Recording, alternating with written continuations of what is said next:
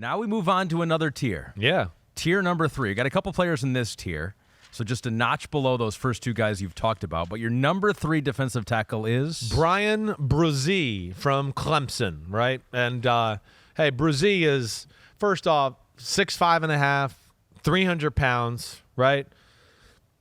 He's got a great look about him. He's athletic looking. He's got high cut waists, like as far as long legs, right? You know, the arms aren't quite as long as you would want. But again, another, like, this is a special athlete. You know, I know you watched a few of the highlights. I don't even think you didn't even tell me what you think about this guy. You will in a second. But, like, again, 300 pounds to move the way this guy moves. Again, there's just not that many people on the planet that can do that.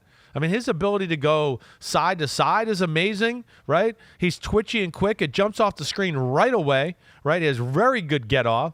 He's got great change of direction and lateral quickness, you know, to shoot up a gap or to shoot in a gap that he's not lined up into and get over there at the snap of the ball, right? You know, makes blockers miss in the run game and the pass game. He's really good, those side-to-side movements.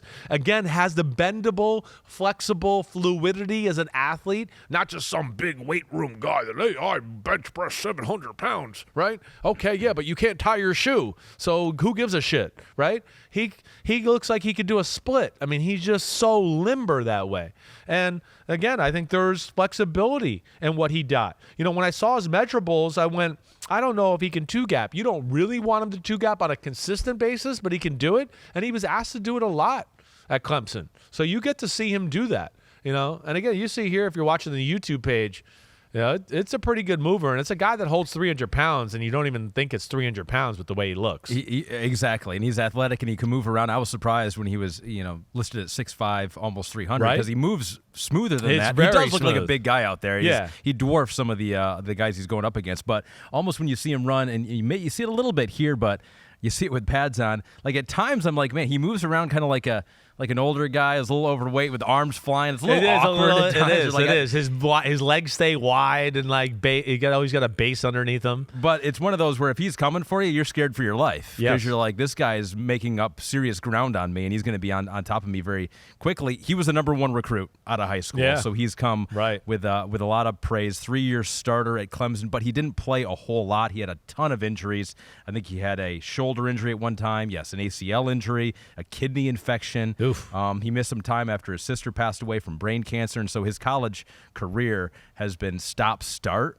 And so you really haven't seen that consistent, you know, a bunch of games in a row. But when he's been out there, he's been good. And he's where you have him is where a lot of people have him. One of the top defensive tackles. Yeah, he's a first-round talent. Is he a top 10 or 15 pick? No. But I think at the base where you just go, wait, the guy's got position versatility.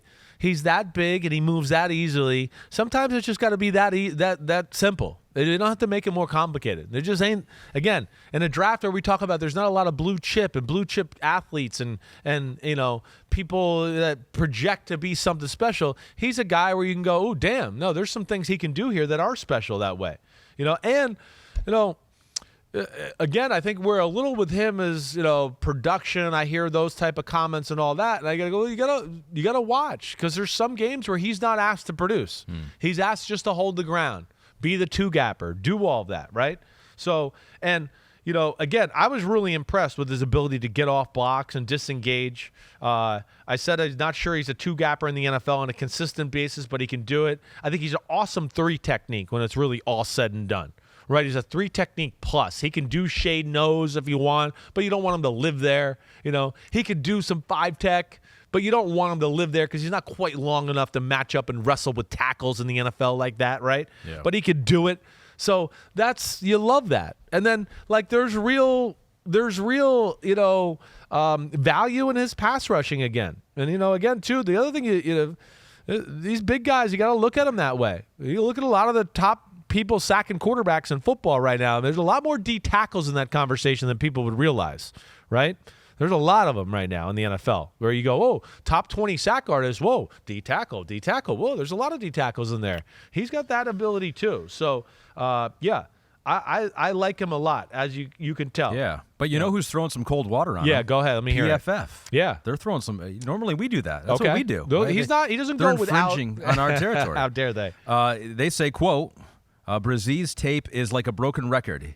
He throws both hands into the lineman across from him and sits there waiting for something to happen. Because he's not doing much what? Of a playmaker. What does that sound like he's doing? Explain what you just read. See? That's what he's supposed to do. He was asked to be in two-gap. Yeah. Right? Read that quote again one more time. He throws both hands into the lineman across from him and sits there waiting for something to happen.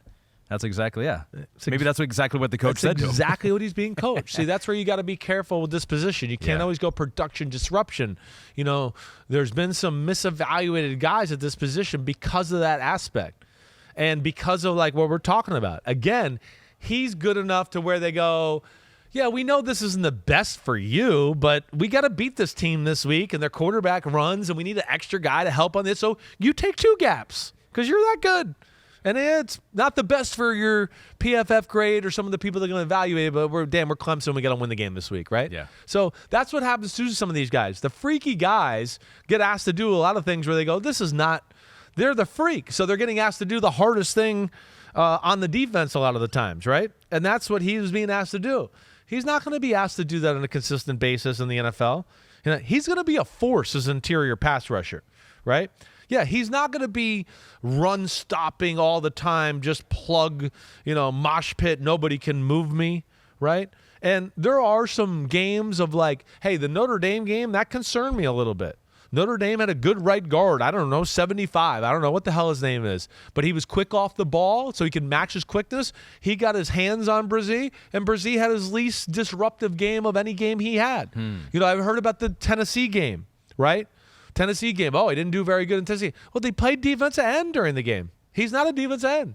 But you know why they played him there? Because he's the best player in the defense, and they said, we got to put you here because we need you to we're going to play three linemen, and we need you to two-gap against Darnell Wright and, stop a quarterback that can run, and then we need you to pass rush. He's not made to be that guy. Yeah. Just like we talked about with Kalijah Kancey. His beauty is being in those like you said, short area quickness, the way he moves, to get off the ball to, oh, wait, I got to worry about his power. Oh, no, he beat me with his quicks. Oh, I got to worry about his quicks. Oh, boom, he hit me in the chest and got me with his power. He needs that advantage. That's part of what he is as a 303-pound human being, not an off the edge. Yeah. I'm going to just go by you with pure speed against the best tackle in football. Come on, don't everybody go crazy about this stuff sometimes. That's really interesting, though, and that's something that you've touched on the last couple of times we've done this, is that you can kind of identify when teams put their guys in tough spots and give them difficult assignments, and they may not look good. And as opposed to maybe like a guy like Will Anderson, who had some stunts where he comes free and unblocked, and it's just... what did the coach what I'm ask trying him to say. Those are the things I try to point out to people. Again, I know I'm not always right. I get that. But those are the things that I think we all have to take into account sometimes that I think gets lost in the shuffle a little bit with just the stats or the production or all that. And sure. There's more to it than that. Yo, thanks for watching, homies. It's the off season, but there's no off season for us here at Unbuttoned. Me, Ahmed Fareed, we're going to hit all the stories. So hit subscribe for us, okay? We got a ton coming up. My draft prospect rankings, my Simms top 40 quarterback countdown, and videos of me and NFL QBs playing catch and talking about their development and mechanics. Again, thanks for watching. Remember to subscribe. Peace out, homies. See you soon.